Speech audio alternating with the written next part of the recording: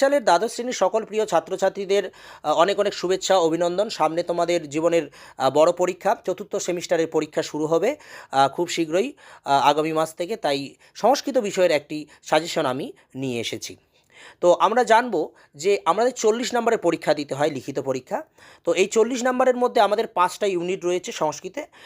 Unit 1, unit 2, unit 3। Unit 1-এ আমাদের গদ্য রয়েছে, ইউনিট 2-এ রয়েছে পদ্য, ইউনিট 3-তে রয়েছে নাটক, ইউনিট 4-এ রয়েছে ব্যাকরণ, এবং ইউনিট 5-এ কী রয়েছে, সাহিত্যের ইতিহাস। তো এই টপিক থেকে আমি শুধু বড় প্রশ্নের সাজেশন শুধু করেছি। ইউনিট 1, ইউনিট 2, ইউনিট 3 এবং সাহিত্যের ইতিহাস ইউনিট 5 থেকে আমি সাজেশন করেছি। তো সেই নিয়ে আজকে আমরা আলোচনা করব, বেশি বিস্তারিত করব না। আমরা চলে যাব সাজেশনে। তো প্রথমেই আমাদের জানতে হবে যে ইউনিট 1, ইউনিট 2, ইউনিট 3 থেকে আমাদের কিন্তু দুটো বড় প্রশ্ন লিখতে হয়, 5, 5, 10 বাংলায় লিখতে হবে। ঠিক আছে? তো তার সাজেশন আমি প্রথমেই, আমাদের যে গদ্য রয়েছে হাস্যবিদ্য কথা, এই হাস্যবিদ্য কথা থেকে আমাদের কয়েকটা প্রশ্ন আমি তুলেছি। এই প্রশ্নগুলো খুবই ইম্পর্টেন্ট, তোমরা পড়বে, অবশ্যই অবশ্যই কমন পাবে। তো প্রথমে হাস্যবিদ্যা কথা গল্পটির নামকরণের সার্থকতা বিচার করো, এবং 2 নম্বর হাস্যবিদ্য কথা গল্পটির সারসংক্ষেপ লেখো, অথবা হাস্যবিদ্য কথা গল্পের বিষয়বস্তু নিজের ভাষায় লেখো। এই প্রশ্নটা কিন্তু একটাই উত্তর হয়ে যাবে, সারসংক্ষেপ বিষয়বস্তু একই। 3 নম্বর কি, হাস্যবিদ্য কথা গল্পে উল্লিখিত চতুর্থ চোরের ধূর্ততার পরিচয় দাও। এবং 4 নম্বর কি, স্বর্ণবীজ বপনে কেউ রাজি হয়নি কেন। এবং 5ম নম্বর প্রশ্নটি খুব গুরুত্বপূর্ণ, সেটা হচ্ছে চতুর্থ চোর কীভাবে সকলকে চোর প্রতিপন্ন করেছিল। অথবা হাস্যবিদ্য কথা গল্পে উল্লিখিত চতুর্থ চোরের চারিত্রিক বৈশিষ্ট্য। ব্যাস এই কটা করলেই কিন্তু তোমরা কমন পেয়ে যাবে এখান থেকে একটা। আর পদ্য থেকে কি আছে, বনেচর ভাষণম। বনেচর ভাষণ থেকে আমাদের যে প্রশ্ন প্রথমেই হচ্ছে সারাংশ সেটাই হচ্ছে বিষয়বস্তু, মনে রাখতে হবে। এখানে ঘুরিয়ে দিতে পারে প্রশ্ন, সেটা হলো কি, যুধিষ্ঠিরের প্রতি বনেশ্বরের যে বক্তব্যের সংক্ষিপ্ত সার সেটা লেখো। তাহলে একই জিনিস হয়ে যাচ্ছে, বিষয়বস্তুটা জানলেই আমাদের হয়ে যাবে। এবং ভারবী বিরচিত কিরাতার্জুনীয়ম মহাকাব্যের অন্তর্গত বনেশ্বর ভাষণম এর কবিতার বিষয়বস্তু, একটাই উত্তর। 2 নম্বর হচ্ছে কি, হিতং মনোহারি চ দুর্লভং বচহ। খুবই ইম্পর্টেন্ট, এটা ব্যাখ্যা করো, এই প্রশ্নটি তোমরা পড়বে। 3 নম্বর কি, ভারবী বিরচিত কিরাতার্জুনীয়ম মহাকাব্যের অন্তর্গত বনেচর ভাষণম কবিতাংশের নামকরণের সার্থকতা বিচার করো। তো এই প্রশ্নটাও খুবই খুবই খুবই ইম্পর্টেন্ট। এরপর 4 নম্বর, ভারবী বিরচিত কিরাতার্জুনীয় মহাকাব্যের অন্তর্গত বনেচর ভাষণম কবিতাংশের উল্লিখিত বনেচরের উক্তির মাধ্যমে তার চারিত্রিক বৈশিষ্ট্য আলোচনা করো। এই কটা প্রশ্ন করলেই হয়ে যাবে।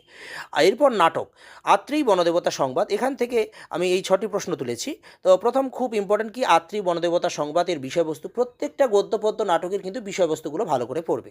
আত্রেয়ী বনদেবতা সংবাদ নাট্যাংশের সারাংশ, মানে বিষয়বস্তুই হলো। তারপর 2 নম্বর, ভবভূতির রচনাশৈলী বিশ্লেষণ করো।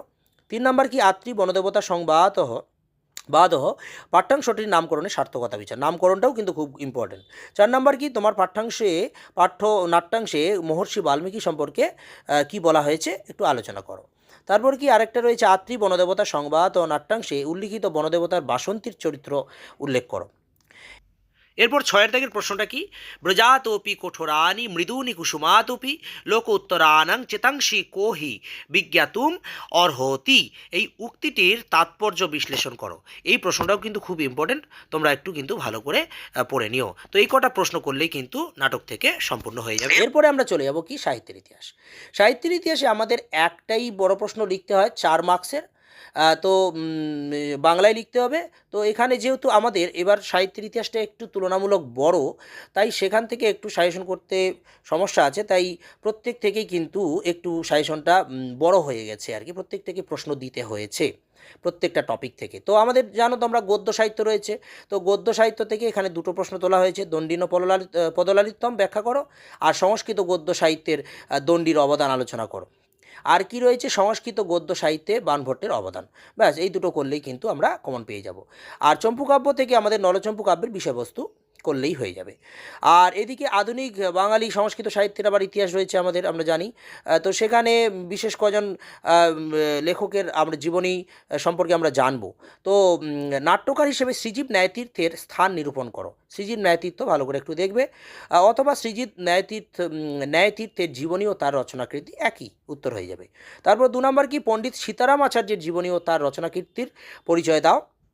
অথবা এখানে কি রয়েছে, সীতারাম আচার্য বিরচিত শিশু যুব দুর্দৈব বিলসিতম এর বিষয়বস্তু আলোচনা করো।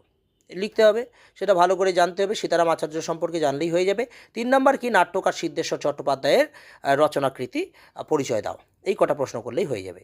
আর সর্বশেষ আমাদের চিকিৎসা শাস্ত্র থেকেও আমি দিয়েছি দুটো, আমাদের দুটোই রয়েছে যদিও টপিকে, চরক সংহিতা এবং সুশ্রুত সংহিতা। এই দুটো তো প্রত্যেক বছরই এসেই থাকে, যেহেতু তোমাদের অপশন এবার বেশি থাকবে প্রশ্নের, তাই প্রত্যেকটা থেকে আশা করি একটা করে প্রশ্ন কিন্তু থাকবেই। তোমাদের যেটা ভালো লাগবে বা তোমরা যেটা পারবে ভালো করে সেটাই দেবে। তো এই গেল আমাদের কি না সিলেবাস। তো তোমাদের অনেক অনেক শুভেচ্ছা, তোমরা ভালো করে পরীক্ষা দাও, অনেক ভালো রেজাল্ট করো, জীবনে অনেক প্রতিষ্ঠিত হও। তোমরা যদি আমার চ্যানেলে নতুন হয়ে থাকো, চ্যানেলটি সাবস্ক্রাইব করে দেবে আর বেল আইকন অন করে দিতে একদমই ভুল করবে না। ধন্যবাদ।